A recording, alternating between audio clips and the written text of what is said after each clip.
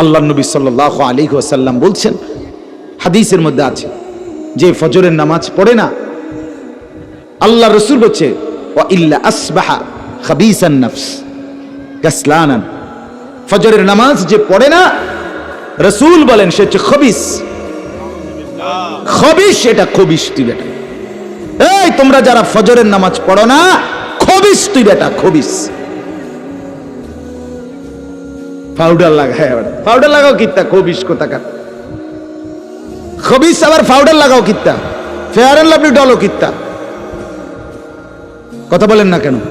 তুই কিত্তা পাউডার লাগাও, পাউডার লাগাইলে বুঝি সুন্দর হয়। বেডি দেখো না পাউডার লাগায়, এ বুড়িয়ে লাগায় ঘন্টা দুয়েক পর আবার এ বুড়িয়ে দুই এলায়, বুড়ি জানে এটা ধোকা, ঠিক কিনা বলেন না? এটা যে ধোকা, নাহলে বুড়ি ধোকা। মেকআপ বক্স ধোকা আবার লাগাইয়া সেটা, এটা ধোকা, এটা আসল না, এটা নকল। আল্লাহর নবী সাল্লাল্লাহু আলাইহি সাল্লাম বলেন বেনামাজি খবিস। আর নবীজি হাদিসে আছে, বাথরুমে ঢুকতে, পেশাব পায়খানায় ঢুকতে নবীজি খবিস থেকে পানাহ চাইতেন, দোয়া পড়তেন। তো এই দোয়ার অর্থ কি? আল্লাহ আমি খবিস থেকে কি চাই? পানাহ চাই। তার মানে নবীজি বুঝাই দিছে উম্মত, পেশাব পায়খানার মধ্যে থাকে খবিস। খবিসের ঠিকানা কোথায়? Bathroom, bathroom, toilet. আল্লাহুম্মা ইন্নী আউযু বিকা মিনাল খুবুসি ওয়াল খাবায়েস। আল্লাহ খবিস থেকে পানাহ চাই। বাথরুমে ঢুকতে বলেন, জন্য বেনামাজি খবিস। এই খবিসের ঠিকানা টয়লেট,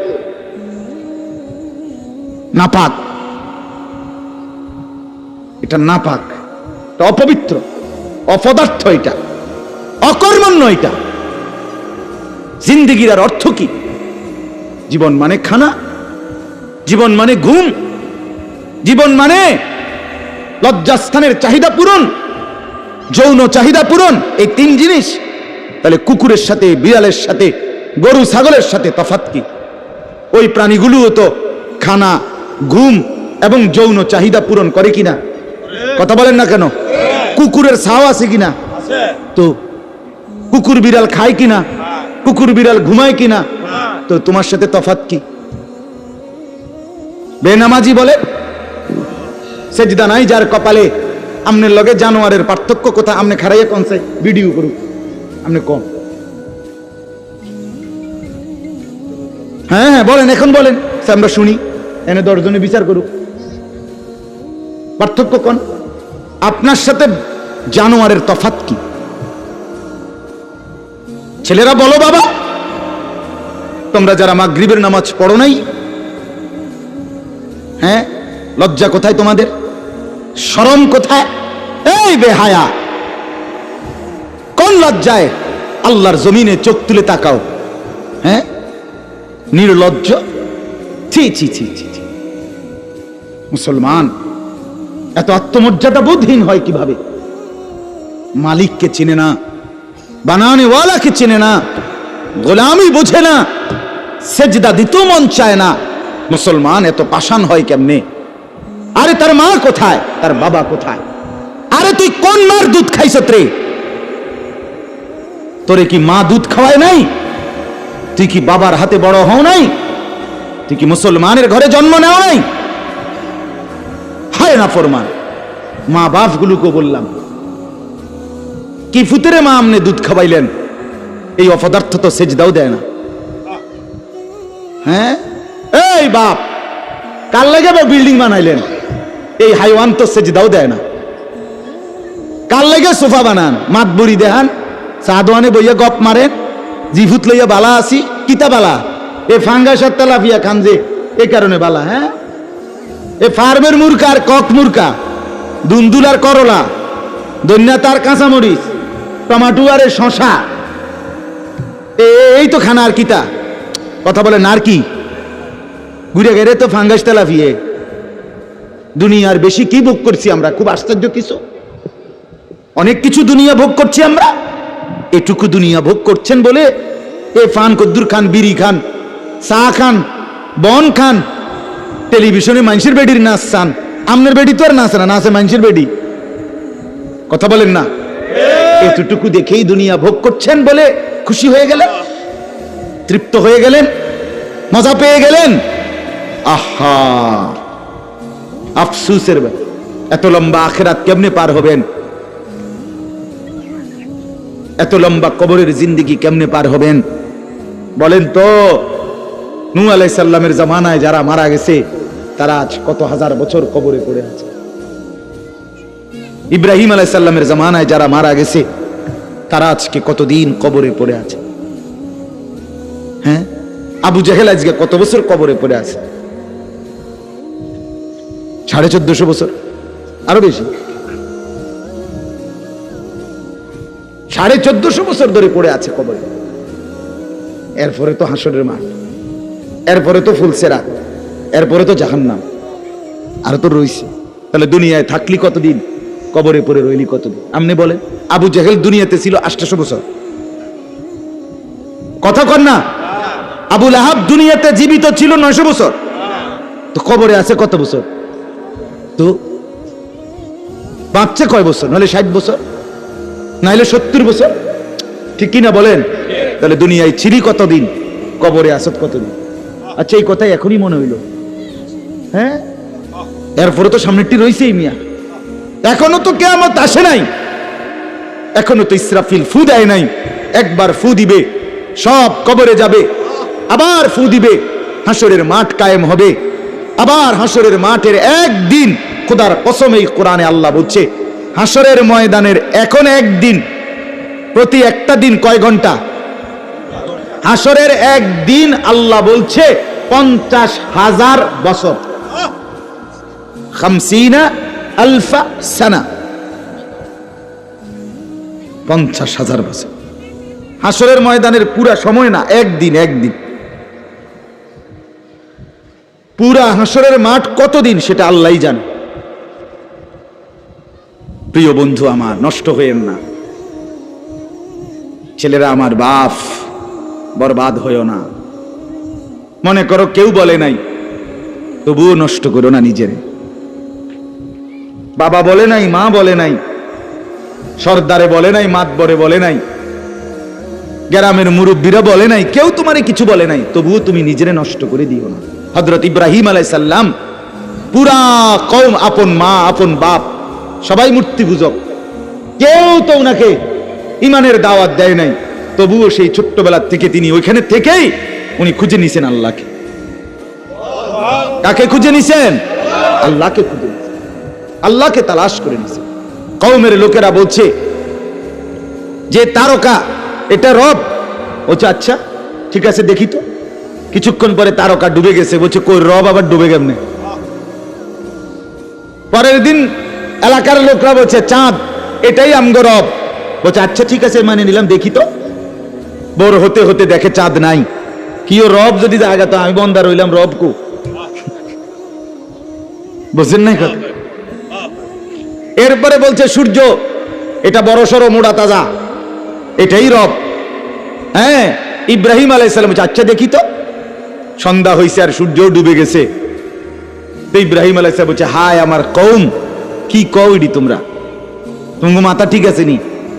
রব কেমনে এর মোড়ে নামে? রব এমন হয় কেন? বানানে ওয়ালা এত দুর্বল হবে কেন? তখন তিনি বলছে ইন্নী ওয়াজ্জাহতু ওয়াজহিয়া লিল্লাযী ফাতারাস সামাওয়াতি ওয়াল আরদা হানিফা ওয়া মা আনা মিনাল মুশরিকিন। যে না কওম শোনো, আমি তোমাদের বানানো কোনো দিকে ফিরবো না, আমি ফিরছি, আমার চেহারা, আমার জিন্দেগি ফিরাইয়া দিলাম ওই সত্তার দিকে যিনি 7 আসমান ও জমিন পুরাটা বানাইছে। হানিফান, একনিষ্ঠভাবে আমি শুধু তার দিকে ফিরলাম। ওমা আনা মিনাল মুশরিকিন, আমি মুশরিকদের অন্তর্ভুক্ত নই, আমি আল্লাহকে ছাড়া কাউকে মানি না। হ্যাঁ, হযরত ইব্রাহিম আলাইহিস সালামের বাবা বলছে পুত, তোরে আমি তেজ্য পুত্র করে বাড়ি ছাড়া করে দেব। হযরত ইব্রাহিম আলাইহিস সালাম বলছে আ'তাজিলুকুম ওয়া মা তাদউনা মিন দুনিল্লাহ। আব্বা, আমি আপনারে ছেড়ে দিলাম, আপনি আমার কিতে ছাড়বেন? আপনি বাইর জায়গা দিতেন না, কিতে আমি আইলাম না আপনার বাইর। আমার ঈমান দরকার, আমার আখিরাত দরকার, আমি বহন দিয়ে কিতে করি, আমি সোফা দিয়ে করবো কি, আমি বিল্ডিং দিয়ে করবো কি?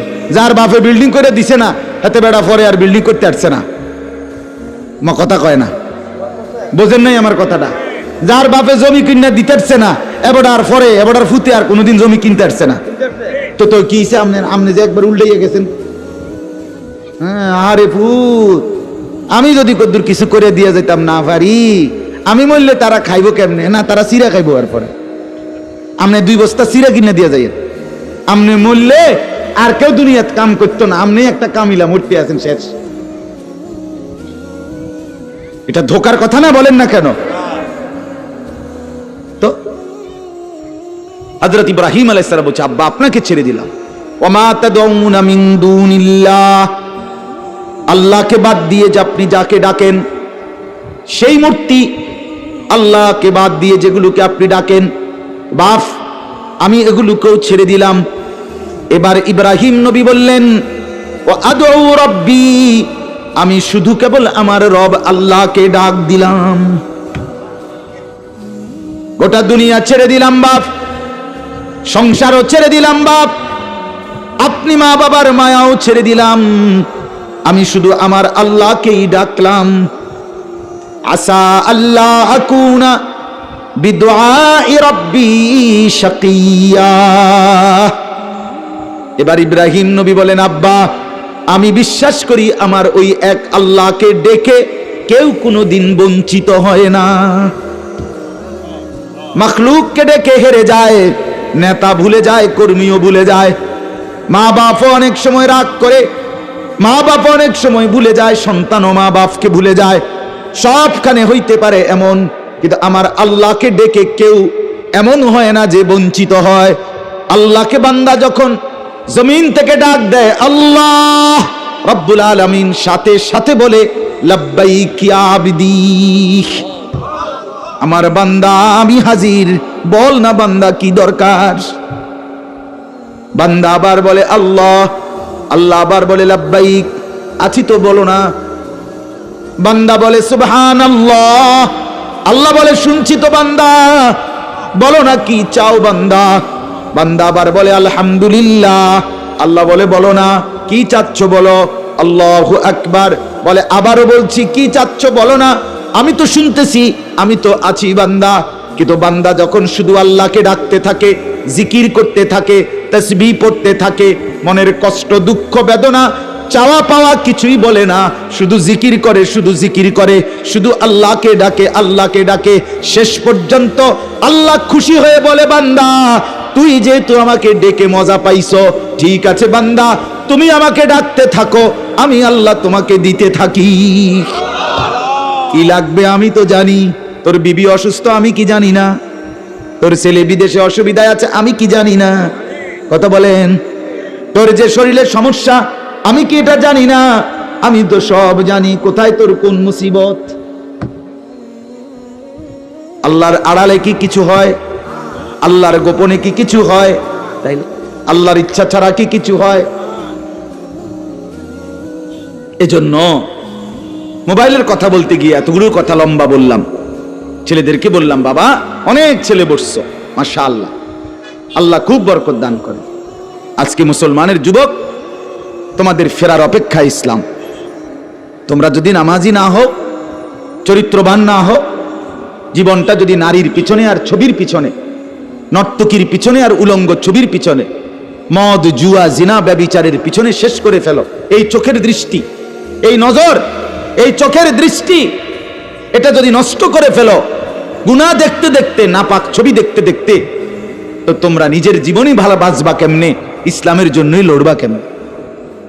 আর মুসলমানের যুবক যদি হেরে যায়, মুসলমানের যুবক যদি পড়ে যায়, তো দ্বীনের জন্য জানবাজি রাখবে কে? এই বুড়ারা, 60 বছর 70 বছরের বুড়া, এবারা আর দৌড়তে পারবো? এবারা দোয়া না করবো? কথা বলেন না কেন? মুরব্বীরা কি করবে? কলিজা ছিঁড়ে দোয়া করবে। অতএব আমি আপনাদের কাছে এতক্ষণের কথার মূল একটা উদ্দেশ্য, আমি 2টা আয়াত পড়ছি, এই আয়াতের আঙ্গিকে কথাটা বলার জন্য বলছি। আজকে আমরা গুনার মধ্যে সবচেয়ে বেশি, বহুভাবেই আমাদের মধ্যে গুনাহ আছে, বাকি এই নজরের গুনাহ আমাদের সবচেয়ে বেশি। কিসের গুনাহ বলেন না? নজরের গুনাহ। আমাদের চোখ নিয়ন্ত্রণ হারা, বাঁধন হারা। আমাদের যুব সমাজ, ছেলে মেয়ে, তাদের পুরাটা চোখ তারা মোবাইলকে দিয়ে দিচ্ছে। ওই যে আগে যে শুনছি যে স্বেচ্ছায় চক্ষু দান করত, কথা বুঝছেন না কথা? হ্যাঁ, মরণোত্তর চক্ষুদান।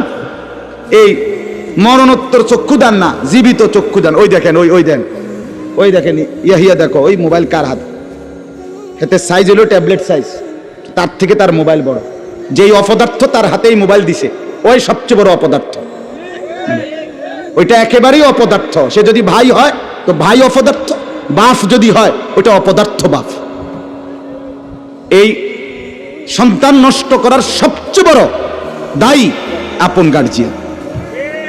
মা বেডি 2 বছরের বাচ্চাটারে বড় মোবাইলটা দিয়ে দিছে, তুই টিপ এটা, তুই তাবু ডিস্টার্ব করিস না, আমি সাইজ দিয়ে আসি ড্রেসিং টেবিলে, এবুডি পাউডার ডলে হেতে মোবাইল টিপ। কথা বুঝেন নাই? ও বেডি হিন্দি সিরিয়াল দেখে টেলিভিশনে, হ্যাঁ হিন্দি সিরিয়াল দেখে, ইন্ডিয়ান সিরিয়াল দেখে, কি দেখে? মনোযোগ দিয়ে দেখে। হিন্দি সিরিয়ালের সবগুলোর মূল বৈশিষ্ট্য হলো স্বামী স্ত্রীর ঝগড়া, শাশুড়ির থেকে জামাইরে কেমনে আলাদা করতে হবে, দেবর ননদের কেমনে স্বামীর থেকে বিচ্ছিন্ন করতে হবে, মানে সংসার কিভাবে তছনছ করবে। এটা হলো ওই বেঈমানদের সবচেয়ে বড় ষড়যন্ত্র। সবগুলোর বৈশিষ্ট্য এটা। মহিলারা এইটা দেখা বিবাহের পরে 6 মাসও একসাথে আর থাকতে চায় না। 6 মাসও না। বেডির সিদ্ধান্ত, মরিয়ার বাসি তে বেড়ারে তার বাপ মার থেকে আলাদা করুন। জীবনের সাধনা এটা। হায় হায়, লানত, অভিশাপ ওই নারীর প্রতি, যে নারী তুমি বেটি তোমার একটু সুখের জন্য স্বামী বেচারাকে আলগা করে লাইলা।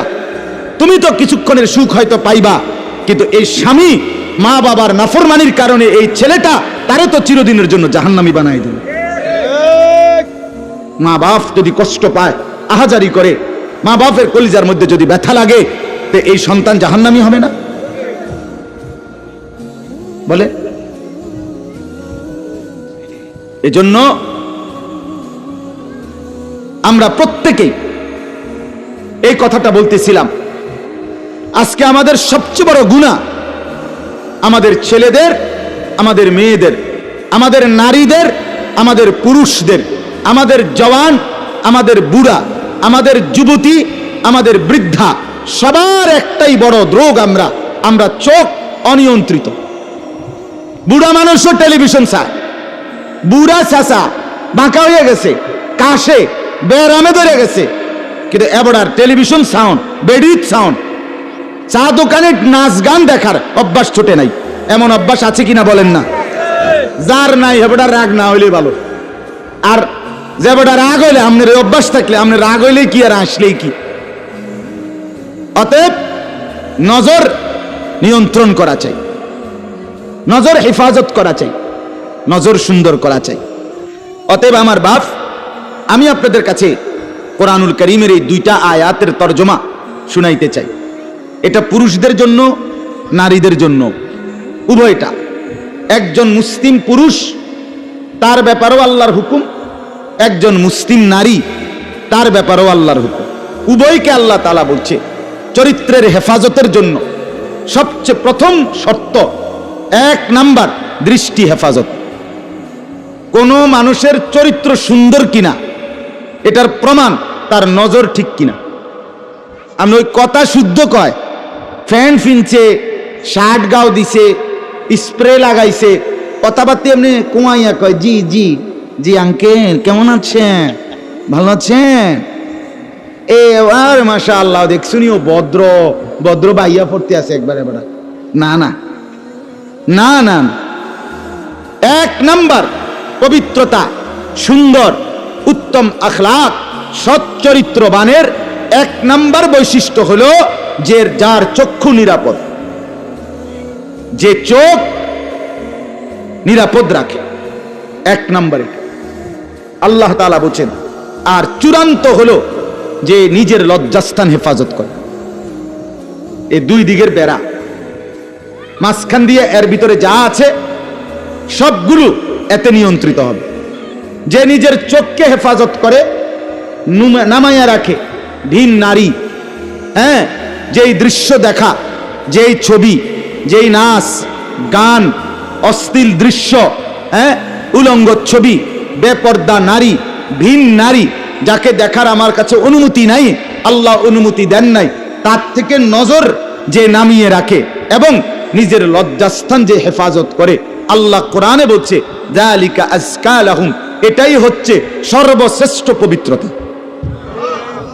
এটাই হলো সর্বশ্রেষ্ঠ, কি বলেন না, পবিত্র, সেই বড় পবিত্র। এবার এই শুদ্ধ কথা কোক আর সিটেঙ্গা কথা কোক, কথা নোয়াখাইল্লা হোক আর সিলিটটা হোক, এটা দেখার বিষয় না। দেখার বিষয় হলো তার নজর দৃষ্টি এটা নিচের দিকে কিনা, আর লজ্জাস্থান হেফাজত কিনা। এই দেখেন আল্লাহ কি বলে শোনেন, 18 নম্বর পারা 24 নম্বর সূরা, সূরায়ে নূর, এই সূরার 30 নম্বর আয়াত। আল্লাহ তাআলা বলেন, কুল, হে নবী আপনি বলুন, লিল মুমিনিন, সমস্ত মুমিন পুরুষদেরকে, মানে এই হুকুম কার্যকর শুরু হবে যেই ছেলেটা সাবালক হইছে, যেই মেয়েটা সাবালক হইছে, ওই দিন থেকে 100 কার্যকর। কোন ছেলের উপরে যেদিন গোসল ফরজ হয়েছে, প্রথম যেদিন তার বীর্যপাত হয়েছে, সেদিন থেকেই সে সাবালক, প্রাপ্তবয়স্ক, সেদিন থেকেই সে যুবক, সেদিন থেকে ইসলাম মানা পুরাটা 100 তার উপরে ফরজে আইন। ওই দিন থেকে তার 1 মিনিট 1 সেকেন্ড হিসাবের বাহিরে হবে না। প্রতি সেকেন্ড নিঃশ্বাসের জন্য তাকে মৃত্যু পর্যন্ত, মানে বালেগ হওয়ার দিন থেকে মৃত্যু পর্যন্ত যে হায়াত পাইছে, যে দূর আল্লাহর কাছে হিসাব দিতে হবে তদ্দূর। রাতের হিসাব, দিনের হিসাব, হাঁটলে, বসলে, উঠলে, খাইলে, ঘুমাইলে, এমনকি নিঃশ্বাসের হিসাবও খোদার কসম আল্লাহর কাছে দিতে হবে। কোন মেয়ে যেদিন তার প্রথম মাসিক শুরু হয়েছে 13-14 বছর বয়সে, সেদিন থেকে সে প্রাপ্তবয়স্কা, সাবালিকা, সে যুবতী। অতএব সেদিন থেকে মৃত্যু পর্যন্ত তার হায়াত যতদিন পাইছে, একদিনের ভালো মন্দ, জায়েজ না জায়েজ, হালাল হারাম, বৈধ অবৈধ, সবকিছুর হিসাব সে আল্লাহর কাছে দিতে হবে। কথা বুঝলেন কিনা আপনি? হ্যাঁ, এটা জরুরি, এটা জরুরি। স্বামীর কারণে, শ্বশুরের কারণে স্ত্রী, মহিলা বলেন আমার স্বামী বাধ্য করছে দেবরের সাথে দেখা করা, স্বামী বাধ্য করছে ভাসুরের লগে দেখা করতে, খোদার কসম স্বামী যদি আসমান ভাঙ্গাও মাথাত ফালায়, তারপরও স্ত্রীর জন্য এই কথা মান্য করা স্বামীর হারাম। আর স্বামী যদি এই হারাম কাজের জন্য বাধ্য করে স্ত্রীকে, এই স্বামী জালেম।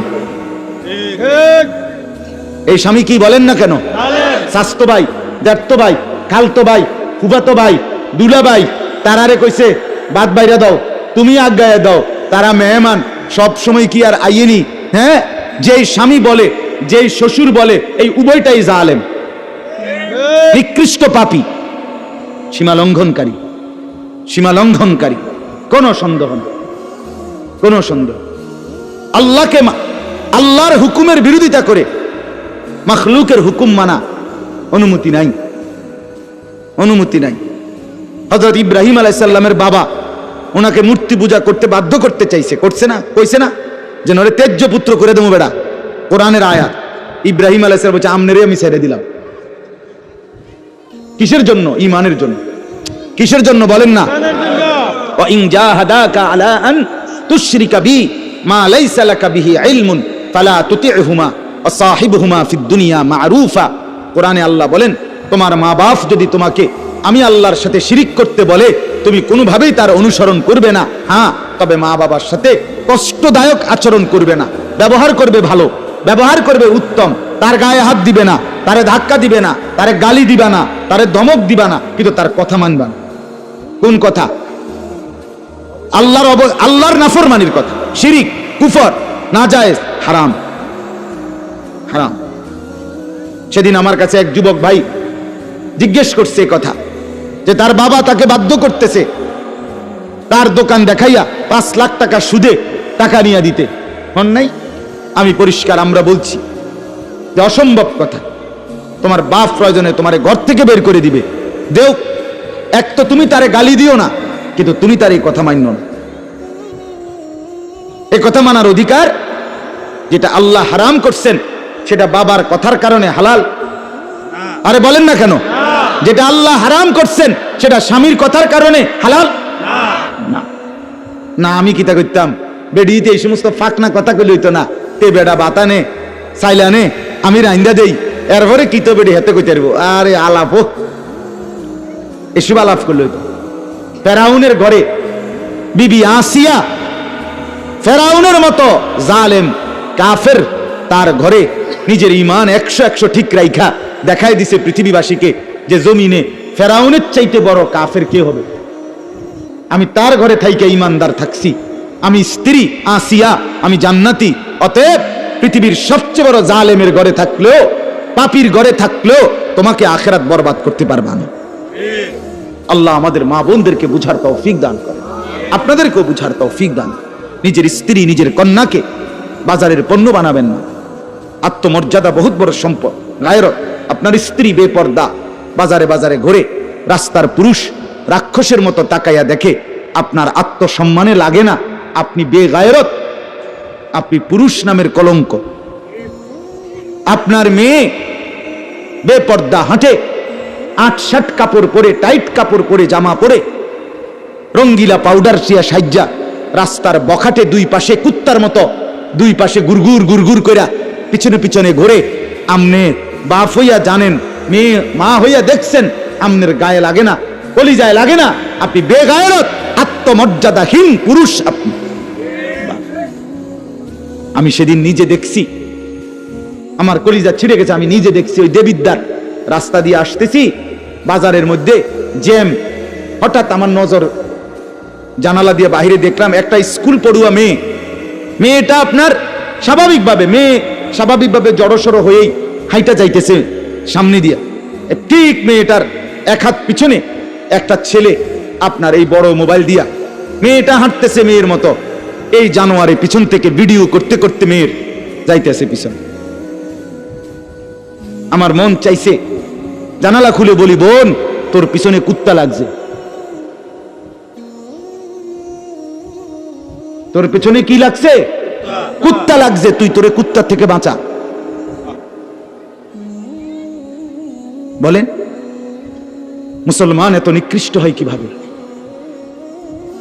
আমরা নিজে কিতাবে পড়ছি, এই আজকেও পড়ছি ইয়াহিয়া, এই বইটা ফিলিস্তিনি বই, এটাতে লেখা আছে পৃথিবীর পশ্চিম প্রান্তে, মনে করেন পৃথিবীর এদিকে শেষ প্রান্তে যদি কোনো মুসলমান বোন নির্যাতিত হয়, খোদার কসম পৃথিবীর পূর্ব প্রান্তের শেষ মুসলমানের উপরও ফরজ ওই বোনের ইজ্জতের বদলা নেওয়া। এটা মাসালা। হ্যাঁ, কথা ছিল এই, মুসলমানের যুবক হবে মা বোনের ইজ্জতের পাহারাদার। আহা, কোথায় সেই মোহাম্মদ বিন কাসেম, 17 বৎসরের যুবক, আরব জাহান থেকে আসছে ভারতে, সিন্ধু প্রদেশে দেবল রাজার এলাকায় একজন বোনকে একজন ডাকাত, জলদস্যু, একজন পানির ডাকাত জলদস্যু তৎকালীন জামানায় একজন মুসলিম বোনের গায়ের ওড়না ধরে টান দিছিল। তখন ওই বোন চিঠি পাঠাইছিল হাজ্জাজ ইবনে ইউসুফের কাছে আরব দেশে, হাজ্জাজ তুমি বেঁচে থাকতে তোমার মুসলিম বোনের গায়ের ওড়না ধরে টান দিছে বেঈমান কাফের, তুমি এর বদলা নিবা কিনা আমি শুনতে চাই। হাজ্জাজ ইবনে ইউসুফ, আমরা কিতাবে পড়ছি, এরকম চেয়ার ছেড়ে লাফ দিয়া দাঁড়াইয়া চিৎকার দিয়া বলছে, বোন আমার, গোটা আরবের সমস্ত মুসলমান যুবক প্রয়োজনে জান দিবে, আরবের সমস্ত যুবকের কলিজা যাবে, জান দেবে, শাহাদাত বরণ করবে প্রয়োজনে, তবু আমি তোমার এই বেইজ্জতির বদলা নেব। 3 বার সেনাবাহিনী পাঠাইছে সে, 3 বার।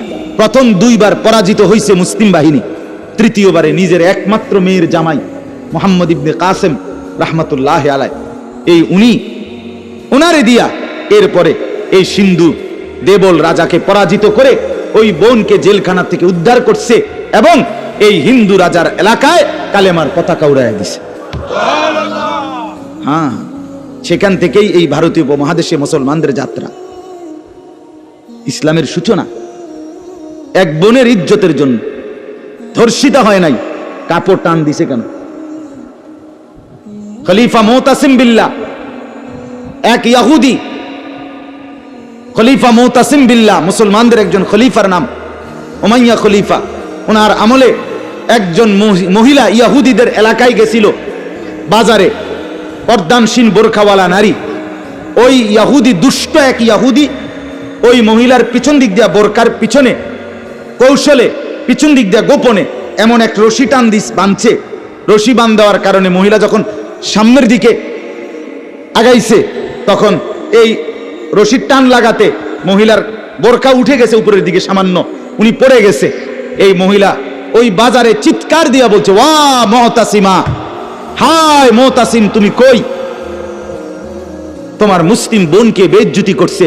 সাথে সাথে খলিফা মুতাসিম বিল্লাহ পুরা বাহিনী নিয়ে আইসা ওই ইহুদি অঞ্চল পুরা জ্বালায় ফেলছে। কথা ছিল এই, বা কথা ছিল এই, রক্ত আর আমাদের গায়রত আর আমাদের হারিয়ে ফেলেছি। পরের মেয়ে দেখতে দেখতে, পরের নারী দেখতে দেখতে, টেলিভিশন দেখতে দেখতে নিজের বিবি বাচ্চারও লাগাই দিছেন। নিজের ঘরে টেলিভিশন চাইতো, নিজেও বইয়া বইয়া চা দোয়ানে বেডি চান, টেলিভিশন চান। ফুতেও সারা রাত সারা দিন সমবয়সী ফুলানের লগে হাইটটা মোবাইলে ছবি চায়। তো সমাজ গড়বে কে? পরিবার নিরাপদ থাকবে কেমনে? কথা বলেন না কেন? বুড়ারাও চা দোয়ানে, বেডি তো ঘরের টেলিভিশনে, ফুলাফাইনে মোবাইলের আড্ডায়। তো মানুষ চরিত্রবান হবে কিভাবে? কমপক্ষে মুরব্বিগত লজ্জাবোধ থাকা উচিত। আমার এটা মাথাতে ধরে না, মানে দাড়িওয়ালা 60 বছরের বুড়া বেড়া কেমনে বেরিয়ে চায় সাদওয়ানে বই? আমার একবারে বহুদিন ভাই, আমি এটা অনেকদিন চিন্তা করে চাইছি, এটার কারণটা কি? আরে এরকম বুড়া বেড়া কি লেগে বেরিয়ে চাই? আমনের কি জীবনটা আজ এতটা বছর পরেও এখনো আমনের আখেরাতের কথা মনে পড়ে নাই? আরে কি ডাকাইতো আমনে? আমনে মরতেন না? আয় হায় হায়, আল্লাহ, একটা সমাজের মধ্যে কিছু মানুষ তো থাকা উচিত। আরে বলেন না, 2, 4, 10, 50 জন মানুষ তো একটা সমাজে থাকা উচিত, যারা সবাইকে চরিত্রের কথা, আখলাকের কথা, নামাজের কথা, আল্লাহর কথা, পরকালের কথা বলবে। এটা কি উচিত না? কথা বলেন, উচিত না? কিছু মানুষ উচিত না। কই মানুষগুলো কই? বলেন না চাচা, ওই মানুষগুলো কই? চেয়ারম্যান ভাই বলেন, কই মানুষগুলো কই? আচ্ছা চেয়ারম্যান আপনি কোন ভাই? আমি তো এখন এতক্ষণ খেয়াল করি নাই। আরিফ ভাই আমাদেরও খুব কলিজার টুকরা, মহব্বতের আমার। তো আমনে বলেন, একজন চেয়ারম্যানকে বলতে বলেন মাইক দিয়ে, এখন 1 সপ্তাহ 1 মাসে এই নারী গঠিত কেলেঙ্কারির কি পরিমাণ বিচার তারা করতে হবে? আমি অসংখ্য চেয়ারম্যানের সাথে কথা বলছি, প্রায় বলে হুজুর সমাজটা খাইয়া লাইছে একদম। এই যে বলতেছে এটাই বেশি চরিত্রহীনতার সয়লাভ। আহা, আহারে নারী বেচারা স্বামী 16 বছর বিদেশ করছে, হায় রে কলজা ফাটা তার কষ্ট। কি পরিমাণ রোদ্রে টাকা রোজগার করছে, কয়টা টাকা। আমি তো সৌদি আরবে যে কয়বার আল্লাহ নেওয়ার তৌফিক দিছে, হজ উমরায় গেছি অন্য কোনো কারণে না, প্রতিবারই দেখছি বাফ, আহারে প্রবাসীদের কষ্ট কাকে বলে। প্রখর রোদ। এই শুধু তর্জমাটা শোনেন, 5 মিনিটে শেষ হয়ে যাবে তর্জমা।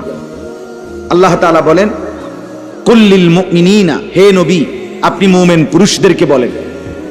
তাহলে পুরুষ বলতে কি বুঝাইছি বুঝছেন তো? এটা নাকি যেদিন থেকে সাবালক, আর মহিলা যেদিন থেকে তার মাসিক শুরু হয় প্রথম, সেদিন থেকে নারী। আল্লাহ বলেন, হে নবী প্রত্যেক পুরুষকে বলেন, ইয়াগুদ্দু মিন আবসারিহিম ওয়া ইয়াহফাজু ফুরুজাহুম, তারা যেন বাধ্যতামূলক 2টা কাজ করে। 1, ইয়াগুদ্দু মিন আবসারিহিম, তারা যেন তাদের চোখ নিচের দিকে নামায় ভিন নারী থেকে, নাজায়েজ দৃশ্য থেকে, যে জিনিস দেখার অনুমতি নাই, যেই ছবি দেখার অনুমতি নাই, যেই নারীকে দেখার অনুমতি নাই, তার থেকে যেন তারা চোখ নামায়। ওয়া ইয়াহফাজু ফুরুজাহুম, এবং প্রত্যেকটা মুমিন যেন নিজের লজ্জাস্থানকে হেফাজত করে। নিজের লজ্জাস্থান হালালভাবে অনুমোদিত ছাড়া, স্বামী স্ত্রীর পবিত্রতা ছাড়া অন্য কোনো ক্ষেত্রে নিজের লজ্জাস্থানকে হারামভাবে যেন ব্যবহার না করে। নিজের হাত দ্বারা কোনো অবৈধ কাজ যেন না করে, নিজে পুরুষ যেন কোনো অবৈধ নাচ না করে, বিন নারীর সাথে যেন নিজের লজ্জাস্থানের জিনা ব্যভিচার, যেন অসভ্যতা অশ্লীলতা এমনটা যেন না করে। আল্লাহ বলেন যালিকা আযকা লাহুম, কি হবে এতে? আল্লাহ বলে এটাই হবে সর্বশ্রেষ্ঠ পবিত্রতা। এটাই কি বলেন না? সর্বশ্রেষ্ঠ পবিত্রতা।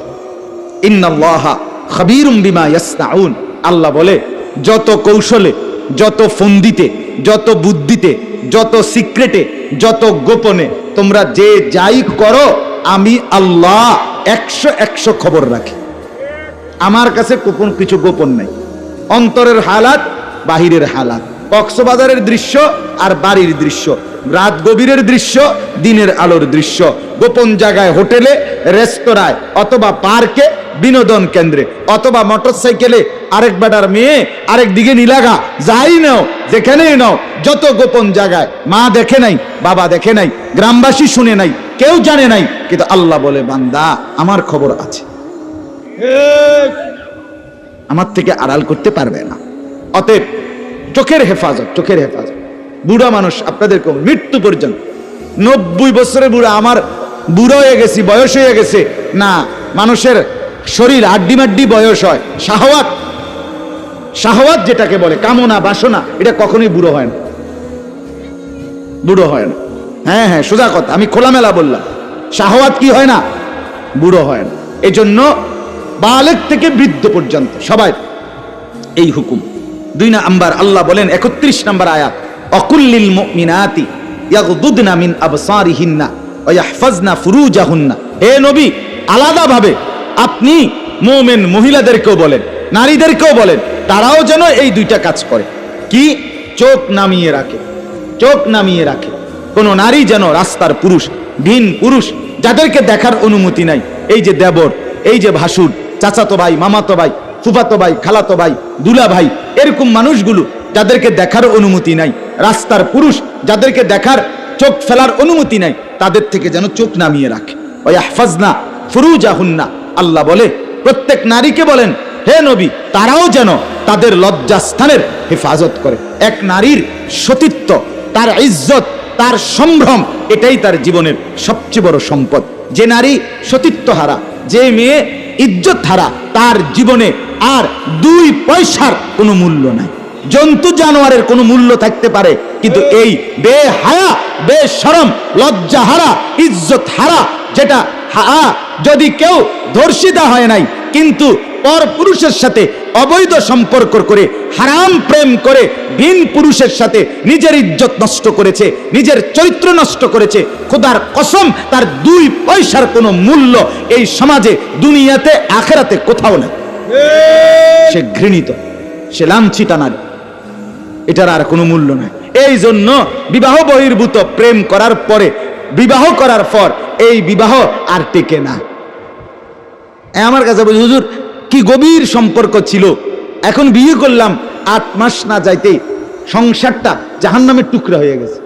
আমি বললাম মূল কারণ হইল, বিয়ার আগে আমনো হেবুডির কোনো দোষ ধরেন নাই, হেবুডিও আমনের কোনো দোষ ধরেন নাই, শুধুই কেবল ভালোই বাসছেন, কিচ্ছু আর কোনো ত্রুটি দেখেন নাই। তুমি না খুব ভালো, ও না এত ভালো, এটি তো ছিল আগে, যে সময় আপনি বালা বালা খাওয়াইছেন, চটপুটি, নুডলস, তারপরে বিভিন্ন বার্গার, এই সময় তো আরামে কথা কইছে। এখন যখন বিবাহ হয়ে গেছে, সংসার শুরু হয়েছে, এখন নুনের মধ্যেও দোষ, চিনির মধ্যেও দোষ। নুনও আগের মতো কড়া লাগে না, চিনিও আগের মতো মিঠা লাগে না। কথা বুঝেন না? এখন ভালোবাসা ঠুস, ভালোবাসা কি? এজন্য আল্লাহ বলেন, নারীকে বলেন নজর নামাইতে এবং নিজের লজ্জাস্থান হেফাজত করতে, বাকিটা অন্য কোনো দিন। আল্লাহ তাআলা আমাদের প্রত্যেক পুরুষ, নারী, যুবক, যুবতী, জওয়ান, বুড়ো প্রত্যেককে নিজের চরিত্রের সৌন্দর্যের জন্য চোখ দৃষ্টি নামানো এবং লজ্জাস্থান হেফাজত রাখবার তৌফিক দান করেন। আল্লাহ তাআলা কবুল করেন।